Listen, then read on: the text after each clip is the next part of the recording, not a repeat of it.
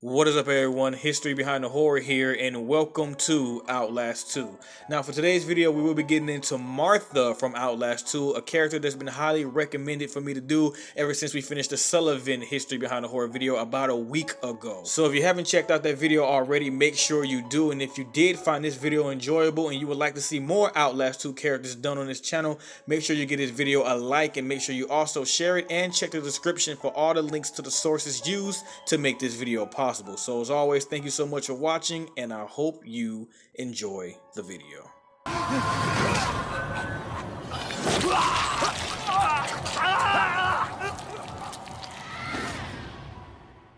Martha is an inhumanly tall, lengthy, middle-aged woman with light blue eyes, a gaunt inflection, pasty skin, black stringy hair, and black robes draped on her like rags. She wields a cruelly made pickaxe with a fiery orange glow. Her exact height is unknown, although she has to hunch through doors, indicating she's roughly 7 feet tall.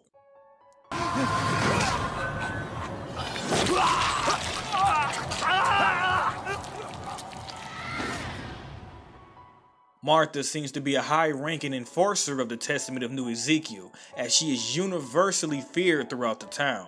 She is very strong, able to use her pickaxe to kill anyone she views as an impending threat, as well as being able to smash through doors and wooden fences with little effort. Martha's knowledge of the town is well mapped, as she seems to be able to maneuver through it with ease, even in the darkness. It is also hinted at that she has excellent eyesight and can see well at night. Martha is a cruel and relentless pursuer who stops at nothing to try and kill Blake or anyone else who stands up against the cult. She holds a stern sense of duty to rid the temple gate of any resident she, Sullivan, or anyone else considers to be a sinner or a heretic, all in the service of God. This is further proven due to the fact that she is shown to constantly mumble gospel quotes to herself during her patrols, possibly to ensure herself that her murderous actions are all in favor of the salvation of the temple gate before the end times come. Martha seems to be dependent on Sullivan, who he himself uses this to fashion her into his best enforcer. He even entrusts her to slaughter Val, saying that it will be by the hands of God who will crush Val and the heretics for their betrayal, and will withhold the mercy that Val wants by mutilating them with their blade. Although Martha appears to be skeptical to murder, she is usually silenced by Sullivan, as he still sees her to be effective in what she does.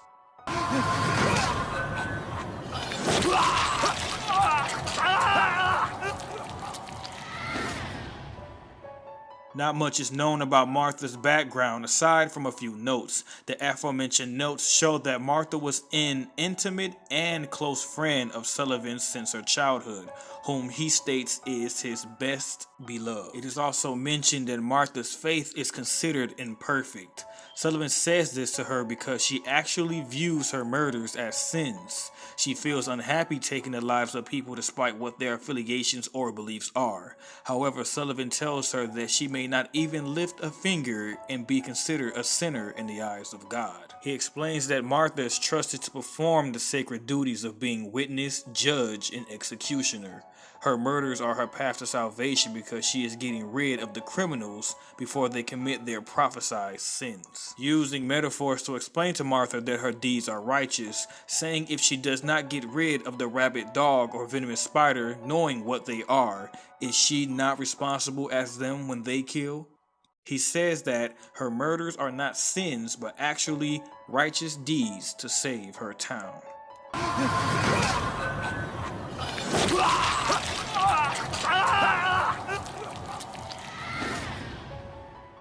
Martha is first encountered by Blake while she mumbles gospel quotes and patrols the middle of the town at night, acting as its enforcer.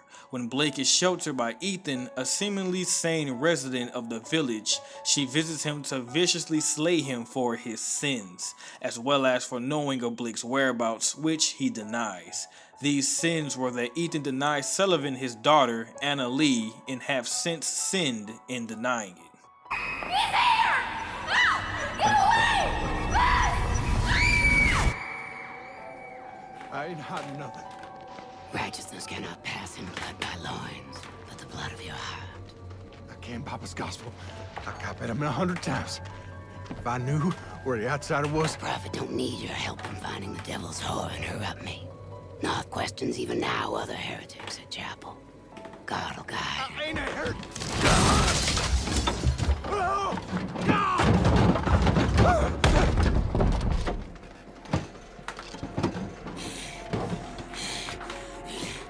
You sinned when you denied the prophet, your daughter.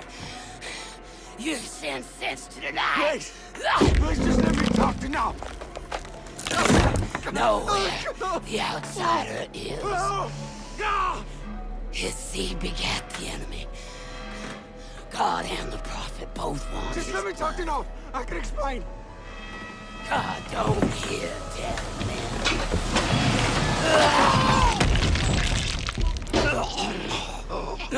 Be still.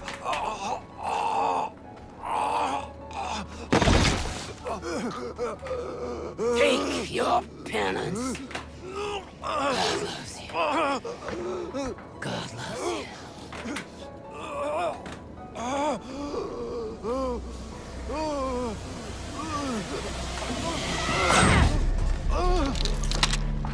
Adamite's the devil.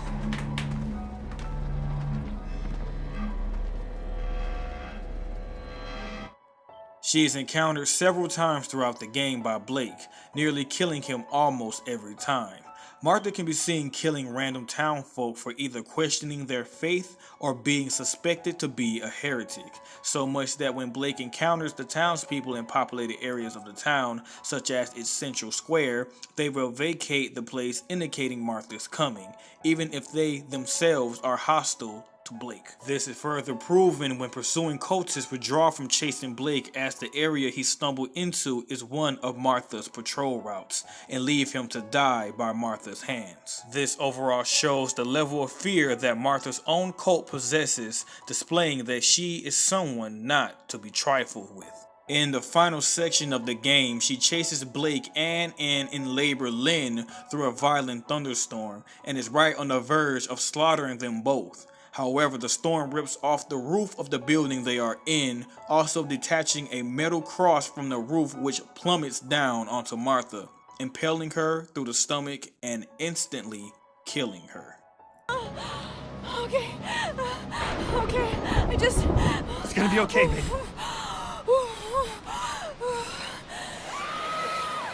Oh, shit! Come on! Come on!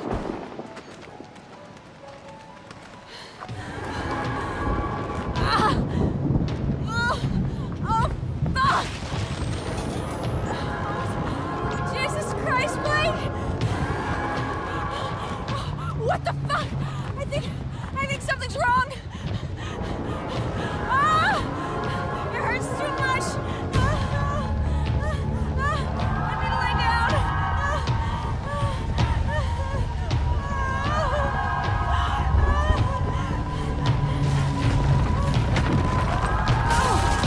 Shit! Blake!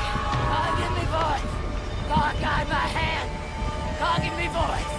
God, guide my hand. God, give me voice. God, guide my hand. God, give me voice. God, guide my hand.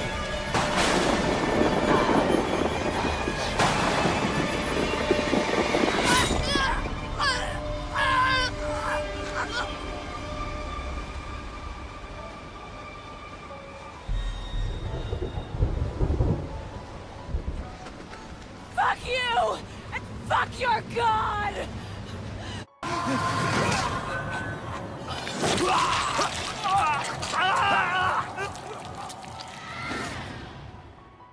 Sex, female, hair, black, eyes, blue, equipment, modified pickaxe, alias, Sullivan's Eye, affiliation, testament of the new Ezekiel, status, deceased, died 2013, manner of death, impaled by a cross.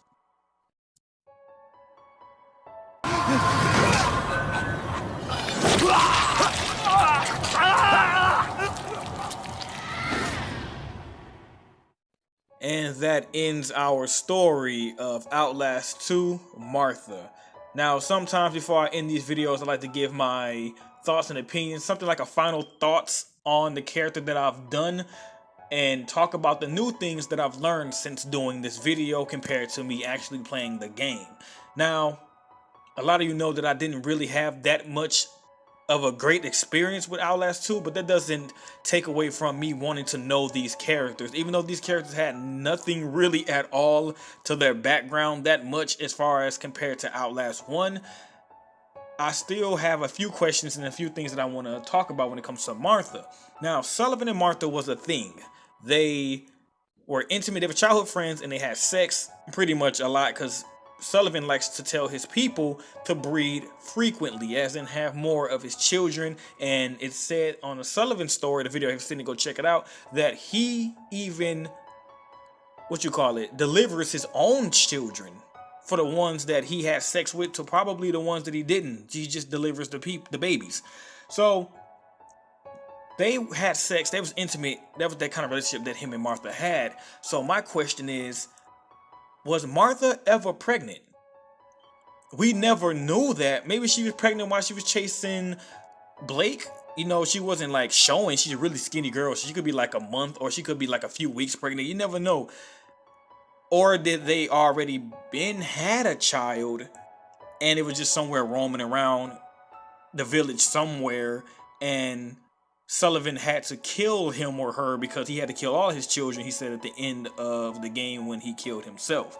That's something that I always thought about. Maybe somebody else thought about it, maybe not, but that's something that I found to really like not trouble me, but I was like, wow, did she? I mean, because Sullivan likes to breed. He likes to impregnate women, so why wouldn't he impregnate Martha? Something to think about. I don't know. It seems strange. Maybe the DLC will show something towards that, or maybe not, or maybe it was just something that they just wanted to include into the game, I guess. So I don't know. But as always, excuse me, thank y'all so much for watching this video. If you did like it, make sure you give it a like. Check out the latest videos, my final thoughts about Prey and the history of Sullivan. Make sure you subscribe because we got new videos coming up really soon that I'm sure you won't want to miss. And if you feel extra generous and you want to help out the show and show your support, make sure you check out the Patreon page. You can donate to as little as $1 or even more if you feel so, or you feel like you're in the mood. So as always, thank you so much for watching this video, and I will see you on the next episode of History.